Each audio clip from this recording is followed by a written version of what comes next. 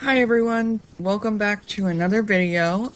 Today we're going to do literal equations, which I think is day 4, day 5, one of those. I lost track.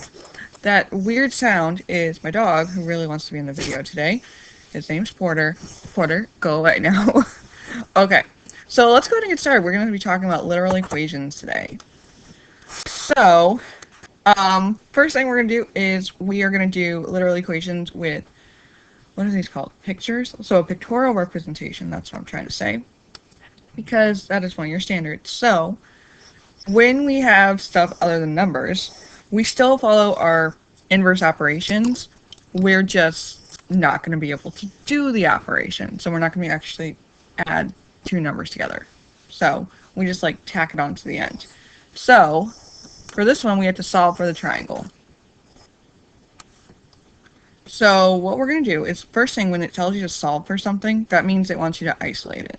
So you want to put a circle, a box, underline it, whatever you got to do, highlight it, to make sure you remember that you are getting that one by itself.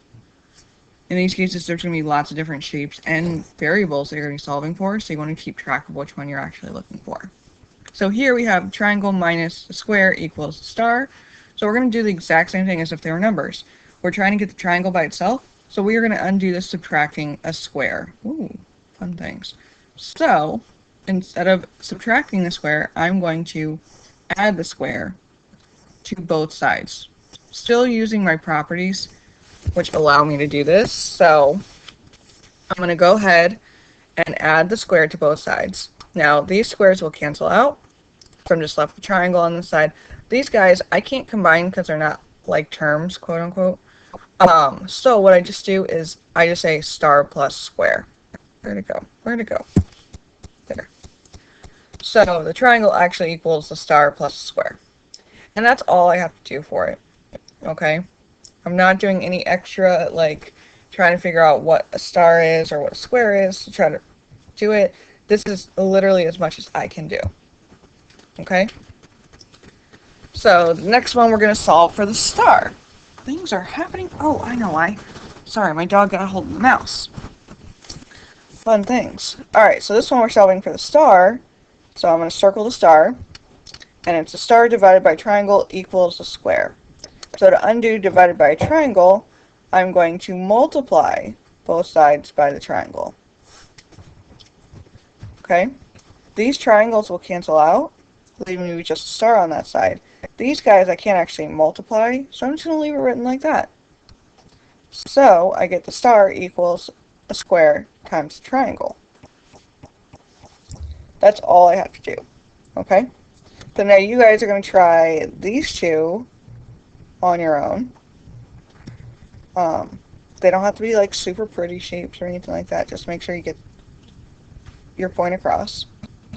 But yeah, you can pause the video now or you can come back to it later. Alright, so what is a literal equation actually? A literal equation is an equation or a formula that contains multiple variables. So when we have multiple variables, you guys haven't learned how to solve for multiple variables, and you won't until like Algebra 2. So right now, when you see more than one variable in an equation, it's a literal one, and you're just trying to get it to equal one of those variables. Just like in example 1. So let's try example 1. So it says solve for A. So I've got A plus B equals C. I just want to know what A equals. Right now I know what C equals, but I want to know what A equals. So what I do is I'm going to circle my A because I want to keep track of what I'm actually solving for. So A has B being added to it, so I'm going to undo that by subtracting B from both sides. So these B's will cancel out, leaving me with the A. And over here, I'm just going to write it as C minus B because I can't actually do that operation of subtraction. So I just leave it as is. So now I know what A is. A equals C minus B.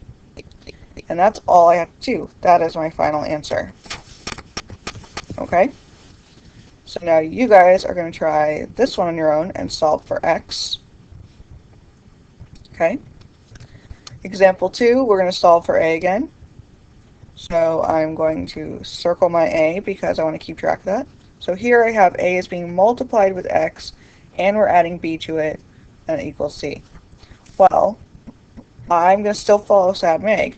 I'm going to undo this plus b first by subtracting b from both sides. The b will cancel out here, and I'll just write it on the end here. So I get ax equals c minus b. Now I'm still trying to get a by itself, so I have to get rid of this x. To undo that, I'm going to divide both sides by x. These x's will cancel out, leaving me with just a on that side. And here, I can't simplify this because I don't know what c, b, or x is. So I can leave it written just like that. So my final answer is actually a equals c minus b over x. And that's it. That would be my final answer. Okay, are you guys going to try to solve for x on your own? And then example 3, this is more, it's not really a word problem, it's just got more words in it. And they do that just to kind of throw you off. They give you everything you need for it. So just pay attention to what they're actually asking for. It says the formula for surface area of a triangular prism is S equals HP plus 2B, where H is the height of the prism, P is the perimeter of the base, and B is the area of the base. Solve for H.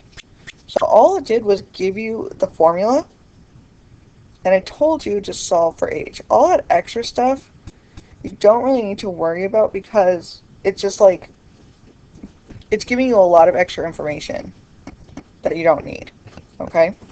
So I'm going to write down the formula again, just so I keep it straight. S equals HP plus 2B.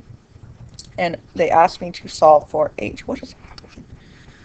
So I'm going to circle my H, and now I'm going to go ahead and look through. So I've got H is being multiplied with P, but I'm also adding 2B to it. So to undo that, I'm going to subtract the 2B from both sides. So S minus 2B I can't really do, so I'm just going to write it S minus 2B. And the 2B's here will cancel out. So now I have S minus 2B equals HP. I only want to solve for H, so I'm going to undo this P by dividing both sides by P. The P's here will cancel out, leaving me with H. Over here, I can't really simplify that anymore, so I would just write it S minus 2B all over P equals H. And that would be my final answer. Where's my little brain? There it is. Okay. And then you guys have this last one to try on your own. You're solving for T. Okay. So go ahead and give that a try. If you have any questions, you can write them down and we can talk about them next class together. And yeah, that's it. I'll see you guys next time. Bye.